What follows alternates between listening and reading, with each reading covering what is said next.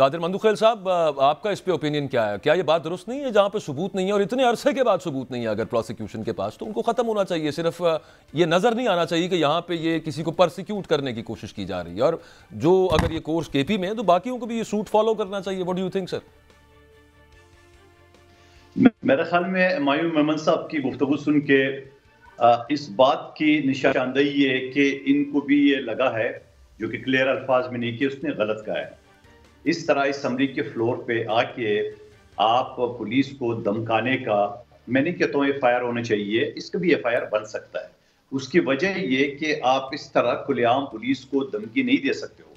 और फिर मैं ये समझूंगा कि जो केस अगर हमारे या आपके नज़र में झूठे भी है, तो वो भी शक के नज़र से अदालत उसको देखेगी, क्योंकि पूरी दुनिया ने देख ली है कि वज़ीर आला जो ना खुलेआम असम्बली के फ्लोर पे पुलिस को धमकियां दे रहे हैं कि अगर आप एक हफ्ते के अंदर खत्म नहीं किए, तो मैं समझ लूँ कि वो कानूनी जो कमजोरी थी, लेकिन एडिशन है ना सर उसके अंदर कि जहां पर सबूत नहीं है उनकी बात हो रही है, तो वो उस बारे में उसको खत्म कर देना। जहां सबूत नहीं वो तो वैसी खत्म हो जाएगी। तो आपको असम्बली के फ्लोर पे पुलिस को सजा देने के धमकी का क्या मतलब है? आप सिंपल सी ये बात कर ले, धमकी देने का सबूत नहीं होता तो वैसे खत्म हो जाता है। और फिर उसके अलावा कानून में ये भी गुंजाइश है, अगर किसी पुलिस ऑफिसर ने किसी के खिलाफ गलत FIR काटी है, तो उसका जो आर्टिकल सेक्शन 250 CRPC है, उसमें पुलिस ऑफिसर को 6 महीने सजा हो सकती है। तो आप बजाय मीडिया पे आके या असेंबली के फ्लोर पे जो पूरा सुबह एक वैसी तजब्जब का शिकार है, आप लोगों को एक यकीन दहानी कराते, आप ये कहते हैं कि अब इंशाल्लाह खुशहाली का दौर आ गया, गो कि आपने गला रिश्वत लेने और देने वाला दोनों जानिबी है।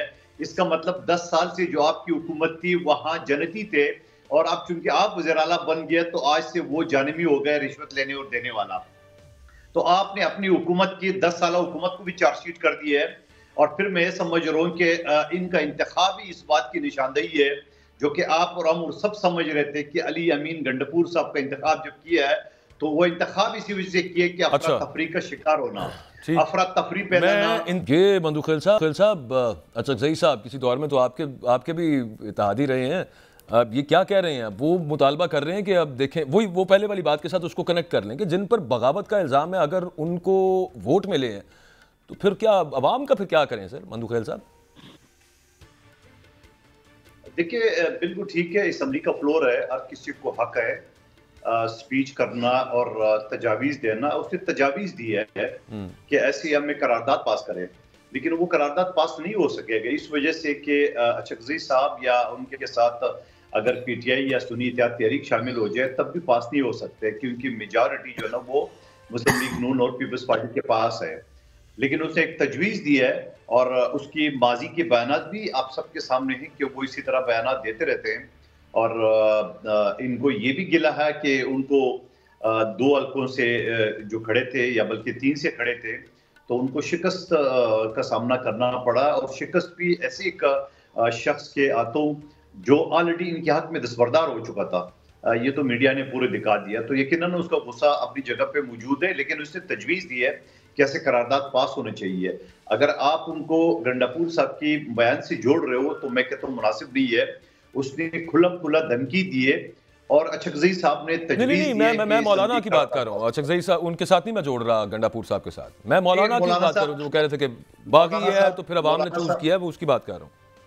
जी मौलाना साहब की इनके साथ आजकल वो कहते हैं ना कि वो अफेयर्स चल रहा है एहतियात का, और मौलाना साहब को शिकवा भी है कि उनसे सीटें छीनी गई है, और उनकी बेनिफिशियरी जो है ना वो हुमायूं मेमन साहब की पार्टी है। मुझे याद कहानी आपको भी याद होगा सर जी, चलाना चाहते हैं मंदुखेल साहब, इलेक्शन से जुलूस भी किया है, ठीक हो गया सर, लेकिन रन अप टू इलेक्शंस में तो आपकी पार्टी के चेयरमैन भी हुजूर यही बातें करते थे। रन अप टू इलेक्शंस में बिलावल भुट्टो जरदारी साहब भी ये कहते थे कि हम हुकूमत में आ गए तो सियासी कैदियों को रिहा करेंगे। ये तो वो खुद कहते रहे हैं, और वो PMLN के ऊपर बहुत सारा इस सब चीज का मलबा डालते रहे। आपकी पार्टी की बात है। देखिए बिल्कुल हमारी पार्टी में अगर आप हमारी तारीख देख ले, 2008 से 2013 तक सिर्फ अली जरदारी साहब जब सदर पाकिस्तान थे या पीपल्स पार्टी की हुकूमत थी, तो एक भी सियासी कैदी, मैं आपको रिकॉर्ड की बात बता रहा हूँ, बल्कि चैलेंज के साथ बात कर रहा हूँ, एक भी सियासी कैदी नहीं था। हम्म। और यकीनन जो बात बिलावल साहब कर रहे हैं उस पे आज भी हम कायम हैं, लेकिन थोड़ा सा हमें फिर थोड़ा फर्क करना पड़ेगा। सियासी कैदी का मतलब ये नहीं है कि सियासतदान जो है ना कुछ भी कर रहे हैं। मेरी और आपकी या मोमन साहब की हमें मुख्तलिफ अदारों के सरबराहान से तो शिकायत हो सकती है, मगर हमारी शोहदा से क्या शिकायत हो सकती है जिन्होंने पाकिस्तान के लिए कुर्बानियां दी है। बिल्कुल भी नहीं। उनकी मुजस्मे हम तोड़े, उनकी जहाज जला है, उनकी तस्वीरें जला है, तो उनसे हमारी क्या दुश्मनी हो सकती है और क्या हमारी उनके साथ इख्तिलाफ हो सकती है कि उन्होंने, सर, उनके जिन भी बच्चे हैं, बदनसीबों ने वो उनके काम वालिदैन किया, हैं। जिन अकल के मारों ने वो काम किया, उनकी तो वो फुटेजेस मौजूद हैं, उनकी शक्लें मौजूद हैं, उनके खिलाफ बिल्कुल एक्शन होना चाहिए। चलिए कादिर मंदुखैल साहब, एक तो ये हो गया, ये तो खैर अपनी बात कर रहे हैं। वो कामरान टेसोरी साहब ने भी जो बात की है, जो एक ऑडियो थी, वो उसके हवाले से भी मतलब पीपल्स पार्टी नोज कि पीएमएलएन ने, मतलब वो या फिर इल्ज़ाम लगा रहे हैं कि पीएमएलएन ने जो है वो कुछ सीटें चुराई हैं। आपकी पार्टी का इस पर मौक़िफ़ पहले तो बड़ा क्लियर था, लेकिन अचानक फिर चूंकि गवर्नमेंट बन गई उस वजह से चेंज हो गया सर। देखिए, मैं अपने हल्के के बारे में तो आपको थोड़ा तफसील बताना चाहूँगा कि एनए 242 जहाँ मुस्तफ़ा कमाल साहब को इलेक्शन से 2 महीने पहले उनको जिताने की हवाज़ें आ रही थी। और हमारी पार्टी के सेक्रेटरी जनरल ने पहले भी लेटर लिखा, जो आरओ का जो इलेक्शन हुआ वो होता, मीटिंग हुई थी डीआरओ की, उस वक्त भी मैंने कहा।